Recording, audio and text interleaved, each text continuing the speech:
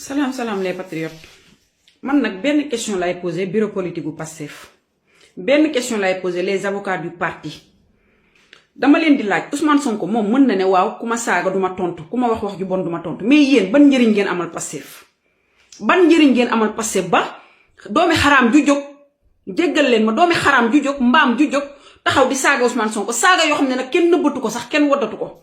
Yéen bureau politique bi yéen ban njëriñ ngeen amal Ousmane Sonko bu fekkee ne vous n'êtes pas capable de le défendre kan mooy défendre Ousmane Sonko ci réseau yi ñun patriotes yi ñoo koy défendre xale yi nekk ci mbedd mi ñoo koy défendre.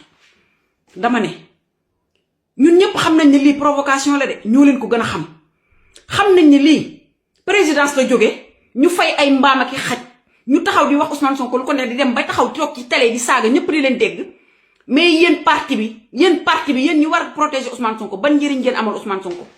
ban njëriñ ngeen ko amal yéen waa parti bi laay laaj am na loo xam ne gor munu ko Ousmane Sonko munta fajal boppam Ousmane Sonko munta waxal boppam c'est un leader c'est un homme d'état am na loo xam ne munu koo waxal boppam munu koo defal boppam yéen parti bi laa wax ban njëriñ ngeen amal Ousmane Sonko yéen le bureau politique yéen ñi nga xam ne yéen la tabb barki démb yéen ñi nga xam ne yéenay waa Pastef nekk ci dirigeant yi yéen ñi nga xam ne yéen a ko war a défendre yéen a war a def bouclier ci wetam yéen ban njëriñ ngeen ko amal te buñ ko saagaa du ñu gis kenn ci yéen mu génn wax du ñu gis kenn ci yéen mu génn wax fu ngeen ko teg où sont les avocats du parti anañu Ousmane Sonko même bu ne moom du réagir les avocats doivent réagir parce que Ousmane Sonko autorité la homme d'état la kilifa la kenn waratu taxaw di ko saaga ba pare nga génn ci impunément dafa doy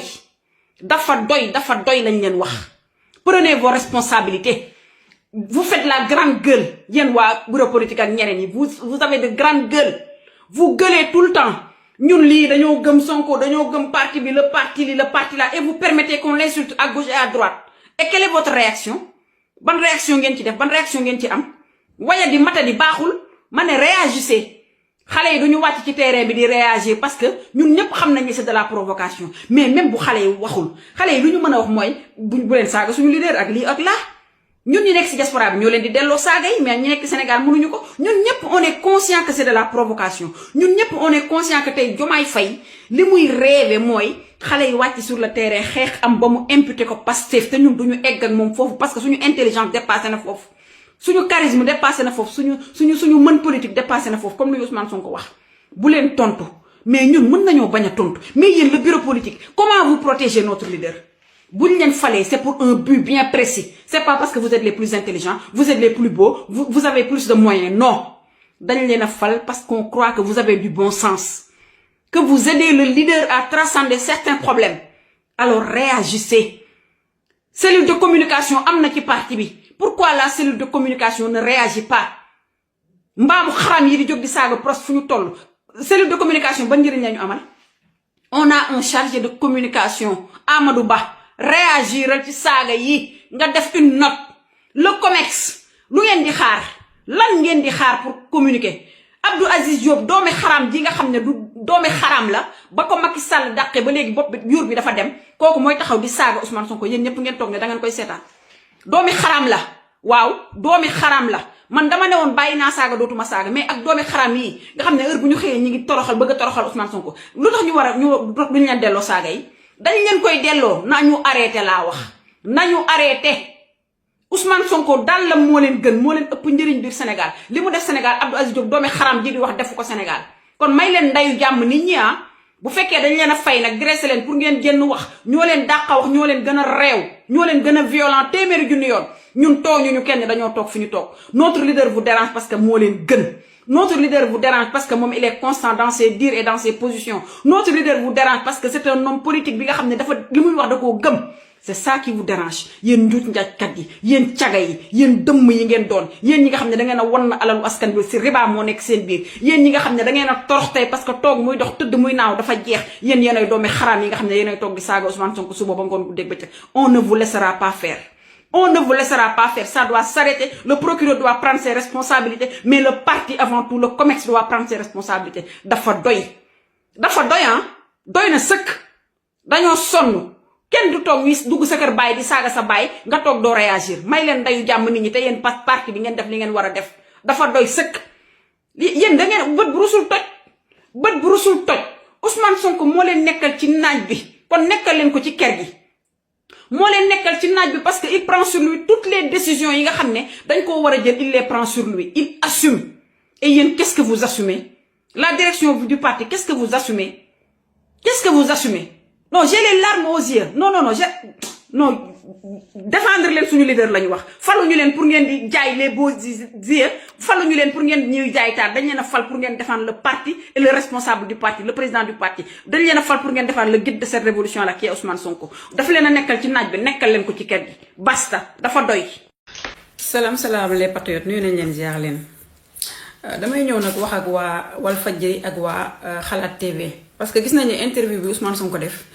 parti bi nga xam ne mooy la partie bi nga xam ne ci la wax ci Sahel maanaam les pays yi nga xam ne mooy Mali Burkina Guinée parti boobu wanewuñ ko ci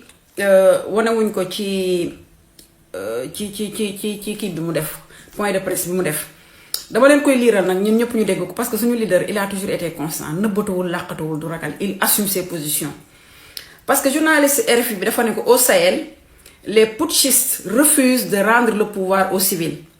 Ils sont arrivés au pouvoir par la force et ils n'ont pas l'intention de le rendre.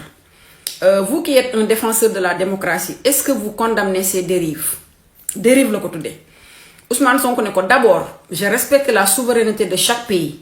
Je n'ai pas à être là pour condamner X ou Y. D'autant que je n'ai pas reçu la condamnation du Sénégal venant d'eux. Madame ñoom yëfu Sénégal c'est ñoom nekku ci. Les questions liées au fonctionnement de chaque État doivent être prises en compte d'abord par les citoyens de cet État. Et nous suivons cela avec beaucoup d'attention. Journaliste bu pareegul de parce que jaxase rek la ñu mën mu ne ko mais que faut-il faire selon vous? Est-ce qu'ils ont raison d'avoir rompu avec la communauté économique des États-Unis, des États de l'Afrique de l'Ouest, CEDEAO? Que faut-il faire? Mu ne ko je me suis exprimé sur cette question dans le passé. Moi, je suis un panafricain convaincu qui travaille beaucoup plus à resserrer les liens entre les pays africains. Avoir toute l'Afrique en un seul pays, c'est quasiment impossible. Mais je pense qu'on peut aller vers un resserrement avec des blocs unitaires assez forts. Et dans l'espace CEDEAO, ou plutôt dans l'Afrique de l'Ouest, pour ne pas utiliser des termes qui peuvent poser problème.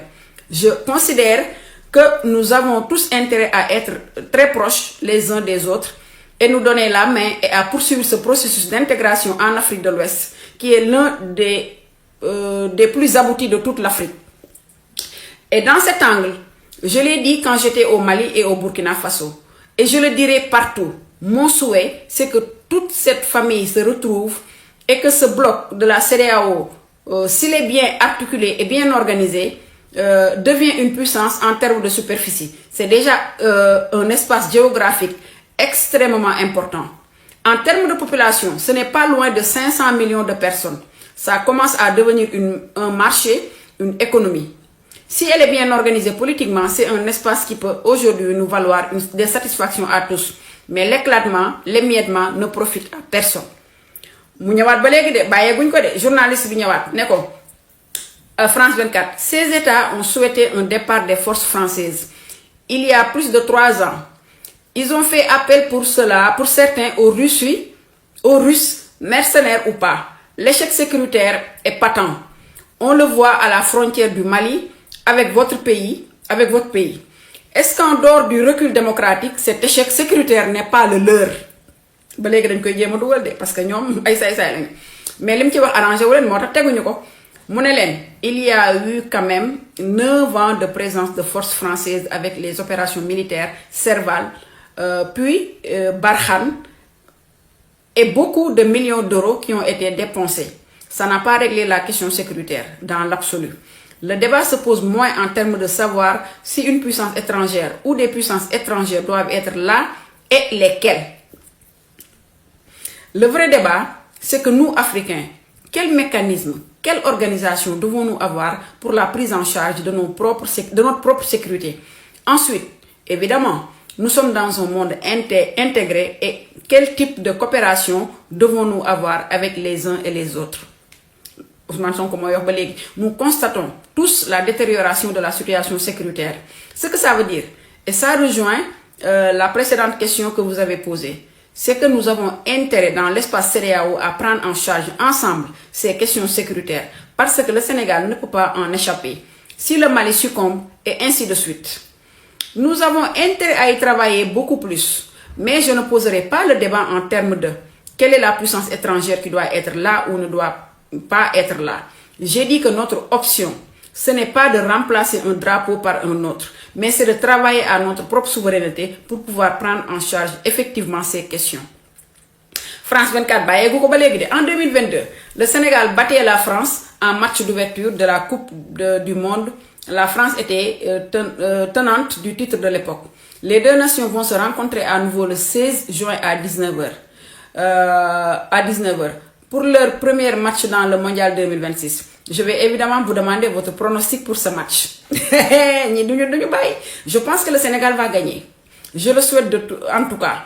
Comme tous les Sénégalais, dans tous les cas, ce n'est qu'un match de football. Mais pour avoir une lecture politique de ce match, quel que soit le vainqueur, c'est l'Afrique qui aura battu l'Afrique. Et ça me ramène à une réflexion. Dans les relations entre la France et l'Afrique, rien que de voir la configuration de l'équipe nationale française, parce que li moy continuation moy vidéo bima len defal té bobu gisaguma li dama len fi muy waxé dof mënu ko dégg un idiot mënu ko dégg loolu la len waxone. Et le message que je lance toujours, cela nous ramène à comprendre où se trouve le besoin en réalité. Et le message que je lance toujours aux Africains, c'est que si on sait connaître notre valeur et l'assumer, nous avons des ressources naturelles, nous avons des ressources humaines avec une démographie assez galopante et une population essentiellement jeune. Et nous avons le positionnement. Eh bien, je pense que l'échelle des besoins ne se situe pas où on le pense. Et ça ramènera le débat sur l'immigration, ça ramènera le débat sur tout un tas de problématiques qui peuvent exister entre l'Occident de manière générale et l'Afrique. Parti bi moy parti Sahel bi ak parti match bi nga xamné mo am entre Sénégal ak France muy match bi wara am suba dama né sama gaay Ousmane